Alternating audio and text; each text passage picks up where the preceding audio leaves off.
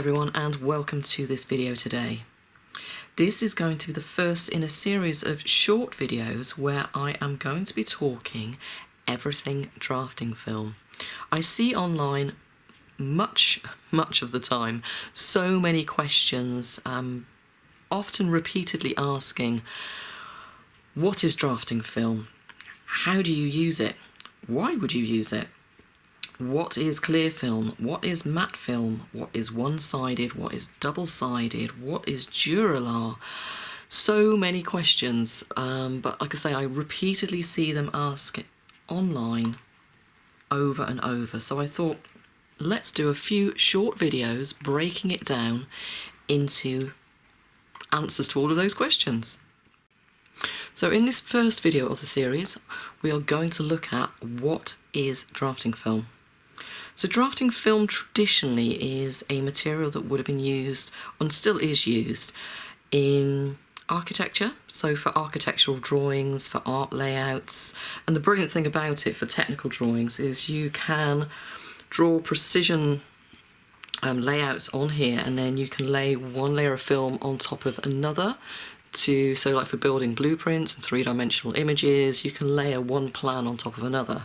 So film, it's made from polyester, and it can have coatings on it as well.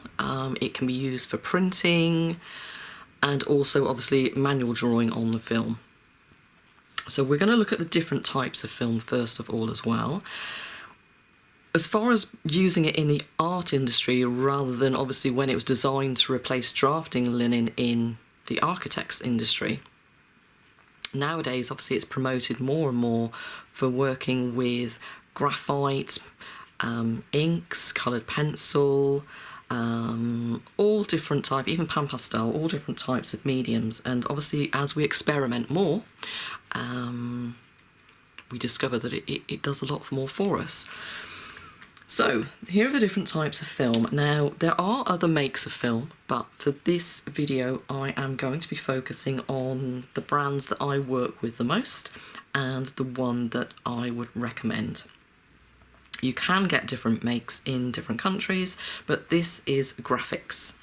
So this is graphics film, and you can find lots more information on graphics at their website, www.graphicsarts.com. Lots of little videos, hints and tips, and factual information. So, first of all, let's have a look at the different thicknesses. So, as I mentioned earlier, when film is made, it can have a coating. So the film can come in pads, in a pad format, like this Duralar pad here, or it can come in sheets and rolls, which is more the film. So the drafting film itself, let's have a look at that first of all. Drafting film itself is the one that I recommend as the professional grade of film for you all to use.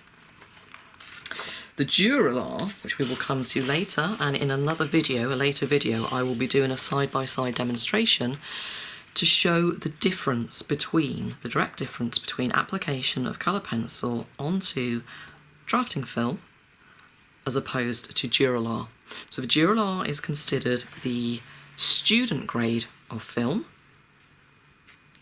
and the drafting film itself is what we would say, let's refer to it as the professional grade, as far as the professional artist grade. So it's kind of the difference between using studio pencils designed for students as opposed to professional artist pencils designed for use by artists. So it is archival, obviously lays flat beautifully as a sheet. As it's archival, it means it will not yellow over time. And it will also, because it's polyester, it will not tear like traditional papers. However, it can crease. So this is the thinnest of the graphics film, and it's 0.003. Now this refers simply to microns, which is the thickness. So the 0.003 is the thinnest of the film.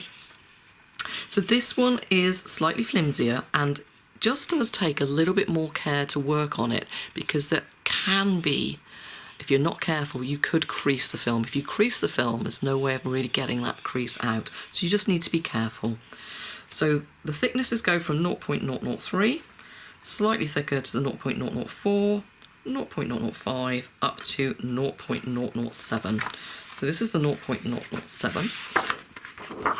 And if I just get the two sheets, this and the 0.003, you'll just see, can you see there? The left-hand one is the thinnest one, very flimsy, and this is very much more holds its stability. So that is all the differences when you see 0.003, 4, 5 and 7 online when ordering. So the other thing to look for is when it says clear, matte one side or matte two-sided or both-sided.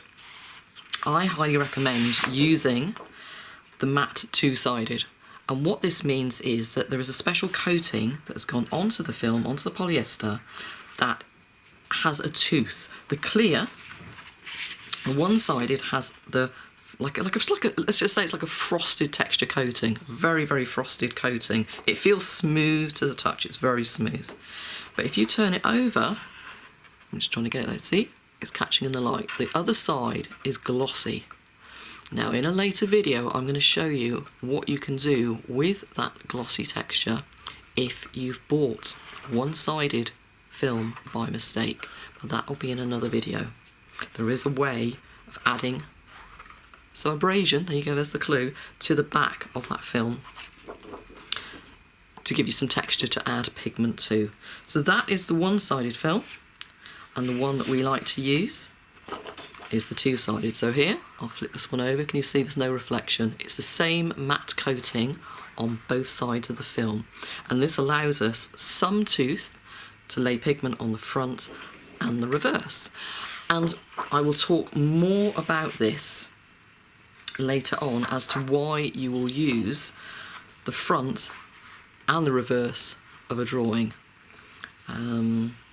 So here you can see, here is the reverse of the film, and look how vivid the colours are, but that is way too bright for the dog's tongue. If I'd applied that pigment on the front side, if this was the front side, way too bright for the dog's tongue. Because I applied it to the reverse side, it shines through and allows me also, because film doesn't allow many layers of pigment, you have to be quite selective in your application process, as in preserving your lights, working light for dark and building up your pigment. But having it matte both sides allows you double the tooth, so you can work on the reverse and the front. And by working on the reverse, you can increase the depth of tone and the depth of colour. So I will be showing then, here's a finished piece of that same tongue. So there you go, bright on the reverse, but it shines through and allows me to put some highlights, etc. on the front side. And also there you can see I've added in some extra depth to the eyes, some of the shadows, and it just helps build depth and tone. But we will talk more on that and also demonstrate that in some of the later videos. And we will also, of course, look at in more detail a comparison between the artist grade, which is the one that I use, and the Duralar. So again, it's exactly the same. It's an archival polyester film for drawing, drafting and mixed media. You can erase on film, which is amazing, and you can also use your other tools, your other subtraction tools, to create textures as well. You can also use inks, pan pastels, graphite works beautifully on here. You can blend. So many things you can do, which again we will focus on in some of the other videos. To look at, you would think, the film is exactly the same.